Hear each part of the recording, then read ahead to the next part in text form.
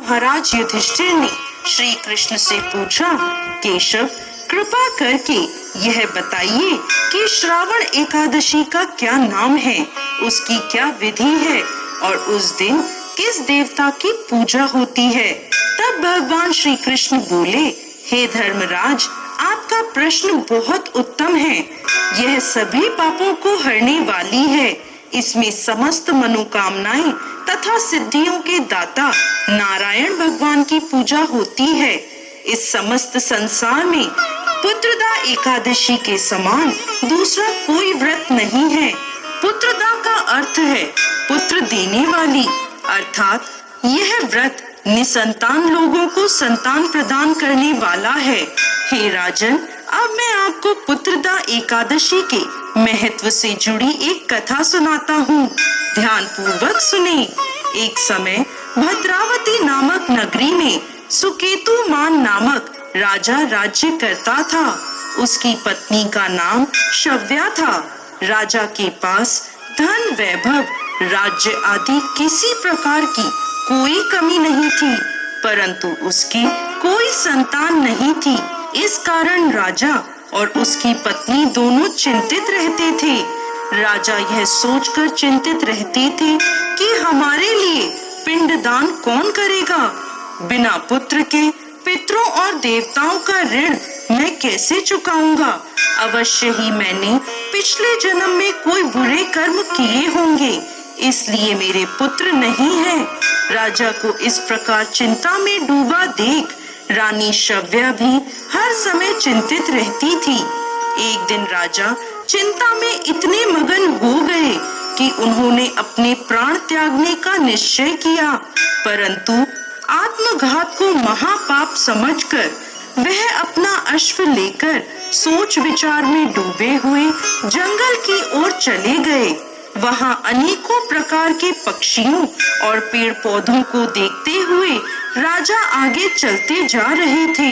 One में राजा ने हाथी को अपनी मादा और बच्चों के साथ घूमते हुए देखा। हिरण को भी अपनी मादा और बच्चों के साथ देखा। इसे देखकर राजा सोच में पड़ गए कि मैंने कई यज्ञ किए, ब्राह्मणों को भोजन कराया, फिर भी मुझे निसंतान होने का दुख प्राप्त हुआ। मैं क्या करूं? ऐसा सोचते हुए राजा आगे जंगल में चलते गए। आधा दिन बीत गया। राजा भूख प्यास से व्याकुल थे। पानी की तलाश में वह भटकते हुए एक सरोवर की तरफ गए। उस सरोवर में कमल पुष्प खिले हुए थे तथा बतखें विहार कर रही थी। राजा ने नजर घुमाकर देखा तो सरोवर की एक ओर मुनियों का आश्रम बना हुआ था। उसी समय राजा के दाएं अंग फड़कने लगे। राजा ने इसे शुभ संकेत समझा और घोड़े से उतरकर उन ऋषियों के आश्रम में गए। आश्रम में पहुंचकर राजा ने ऋषियों को प्रणाम किया और वहां बैठ गए। राजा को देख मुनियों ने पूछा, हे राजन, आपकी क्या इच्छा है?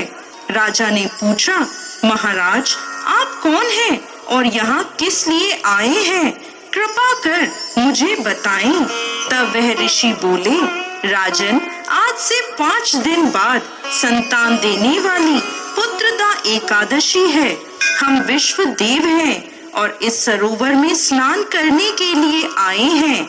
यह सुनकर राजा बोला, हे महाराज, मेरे कोई संतान नहीं है। यदि आप मुझसे प्रसन्न हैं, तो मुझे पुत्र प्राप्ति का वरदान दें।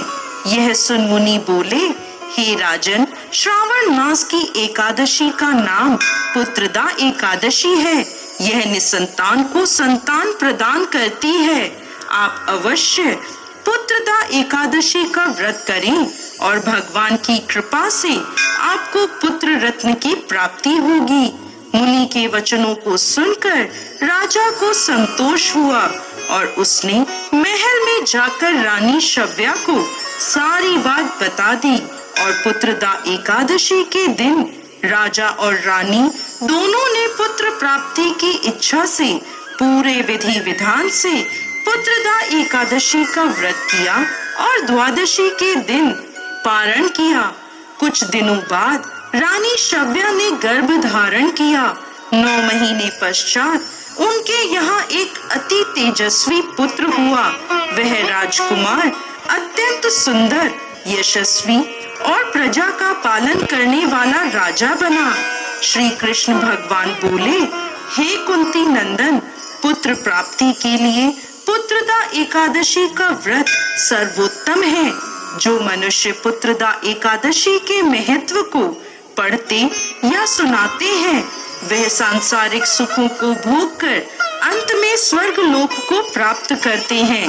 पुत्रदा एकादशी का व्रत करने वाले व्यक्ति को सुबह जल्दी उठकर स्नान आदि से निवृत्त होकर संतान प्राप्ति के लिए पति पत्नी दोनों को स्नान के पश्चात पूरे विधि विधान से श्री हरि नारायण की पूजा करनी चाहिए। इसके साथ पुत्रदा एकादशी की कथा सुननी चाहिए और आरती करनी चाहिए। हे भगवान नारायण, इस कथा को कहते, सुनते और हुंकार भरते सब पर कृपा करिए, सबकी मनोकामना पूर्ण करिए। जय श्री हरि नारायण।